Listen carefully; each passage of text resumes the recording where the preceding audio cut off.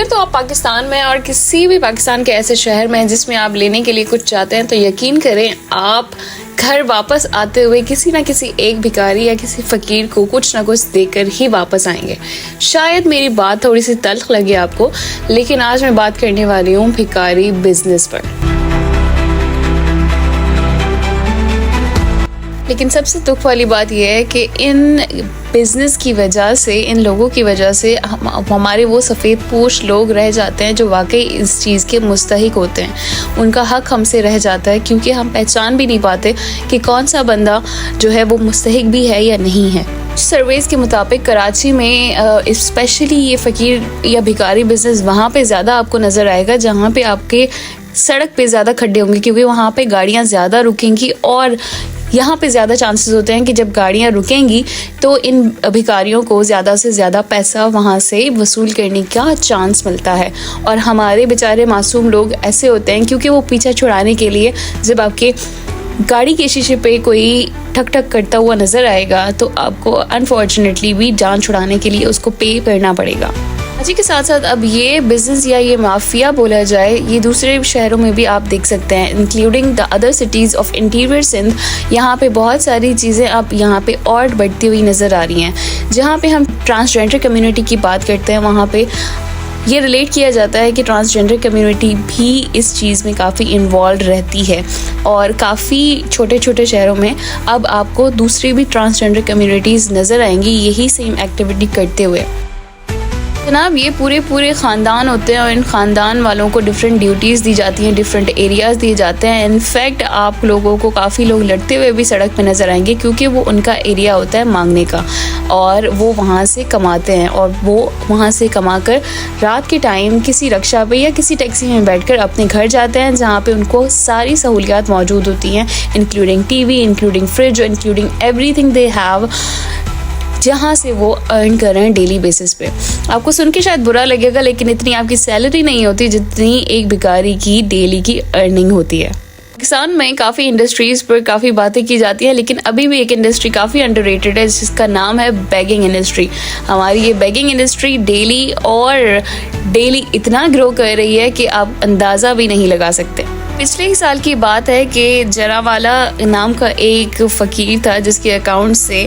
300 million rupees उसका bank balance निकला था। और ये सिर्फ एक ही केस रिपोर्ट नहीं हुआ, सुल्तान से एक शौकत नामी फ़कीर की अपनी 1 करोड़ की इंश्योरेंस हुई है। ऐसी इंश्योरेंस पॉलिसी जो आपके या मेरे मिडिल क्लास सोच भी नहीं सकते अभी तक। जो हम और आप देख रहे होते हैं कि किसी के बाल ख़राब हैं, किसी के कपड़े फटे हुए हैं या किसी का हाल बहुत ही बुरा है, ये असल में डिस्गाइज्ड पीपल होते हैं। ये हमारे सामने इस तरह से एक्ट करते हैं कि इनके घर पे या इनको खाने के लिए कुछ नहीं है। स्पेशली एक और केस अभी छोटे शहरों में या बड़े शहरों में भी सामने आया है कि आपके सामने एक भिखारी एक रूखा सा नान लेके आएगा और आपको इसके साथ जो है मैं वेजिटेबल कोई ले सकूं और खा सकूं क्योंकि मेरे पास तो बहुत एक रूखा सा नान है। तो ये एक नए तरीके की ट्रिक अपना रहे हैं लोगों से पैसे और हिंटने के लिए। बेगर्स आपके सामने इस हालत में इसलिए आते हैं क्योंकि इनकी ये असल हालत नहीं होती और ये अपने असल हालत में बाद में या किसी और टाइम में शहर के दूसरे काम कर रहे होते हैं और ये इनका एक टाइम बना हुआ होता है जिस टाइम पीरियड में वो ये डिस्गाइज्ड रूप अपनाकर अपने आप को इतना बेचारा दिखाकर लोगों से और पैसे उनसे ले रहे होते हैं। और मोस्टली जो क्लास पैसे दे रही होती है वो हमारी अपर मिडिल क्लास या फिर मिडिल क्लास ही होती है। रिपोर्ट के मुताबिक बेगिंग इंडस्ट्री ऑलमोस्ट 42 अरब रुपए की एक इंडस्ट्री है जो पाकिस्तान में अभी भी रन हो रही है, जिसके बारे में अनफॉर्चुनेटली अभी तक कोई प्लान जो है वो बड़े पैमाने पर नहीं लिया गया। But I am glad to know कि पंजाब अब इस पे एक्शन ले रहा है। हमारे जो ये भिखारी लोग हैं ये सिर्फ आपको इसी कंट्री में नज़र नहीं आएंगे बल्कि ये एक्सपोर्ट भी होते हैं और दूसरी कंट्रीज़ में, फॉर एग्जांपल सऊदी अरेबिया में या ईरान में भी आपको नज़र आएंगे, जो कि पाकिस्तानी बेगर्स के नाम से ही मशहूर है वहाँ पे।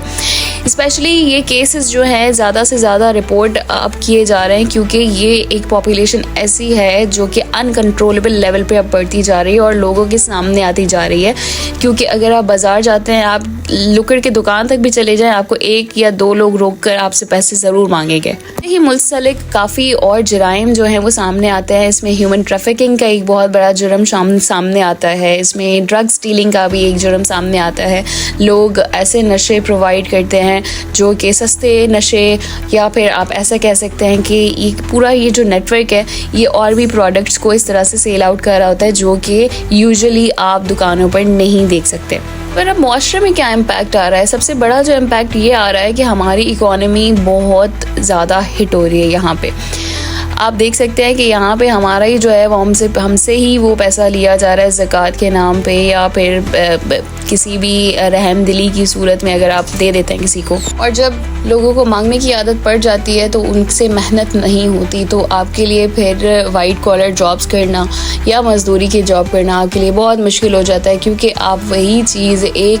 दिन में ही लोगों से लेकर मांग कर आराम से अपना पैसा कमा सकते हैं। खैर बहरहाल कमाना तो नहीं है, ये तो लेना ही है, लेकिन यहाँ पे हमारे एनवायरनमेंट पे बहुत नेगेटिव इम्पैक्ट ये आ रहा है कि हमारी मुल्क की जो इमेज है जो कि ऑलरेडी बहुत ख़राब है,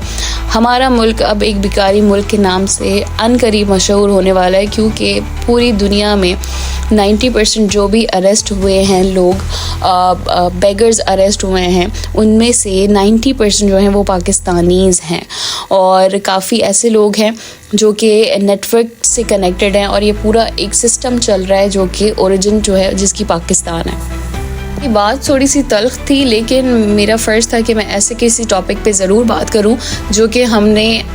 बाकायदा अपने इर्द गिर्द देखा हुआ है, और मेरी बात से आप सब रिलेट कर सकते होंगे, क्योंकि जब आप बाहर निकलते हैं तो आप बिना किसी को देख के वापस नहीं आते, क्योंकि आपको रोका जाता है। पर्टिकुलरली अक्सर इस तरह भी होता है कि लड़कियों की या औरतों की चादरें खींची जाती हैं, और वो जो खींचने वाली होती हैं वो खुद ख़वातीन होती हैं जो किसी का बच्चा लेकर और आपसे पैसे मांग रही होती हैं, या हाथ में नान पकड़ा हुआ हो, हाथ में कुछ ऐसी कोई बुक हो, किताब हो, या कोई ऐसी चीज़ हो, और फिर आपको कहा जाता हो कि हाँ, अगर आप हमसे ये ले नहीं रहे तो आप प्लीज़ हमें कुछ दे दें। मीनो इन कमेंट्स के आपके साथ भी क्या क्या एक्सपीरियंसेस हुए हैं, क्योंकि ये सारे कुछ इस तरह के एक्सपीरियंसेस थे जो पर्सनली मेरे साथ खुद भी हो चुके हैं। एंड आई थिंक हमें इस चीज़ को कहीं ना कहीं कंडेम करना चाहिए, और एक प्रॉपर प्लान बनना चाहिए बड़े पैमाने पे गवर्नमेंट की तरफ से, ताकि ज़्यादा से ज़्यादा जो पॉपुलेशन अब इस तरफ जा रही है वो थोड़ी सी कंट्रोल्ड हो, और हमारी चीज़ों को थोड़ा सा सिस्टमाइज़ किया जाए।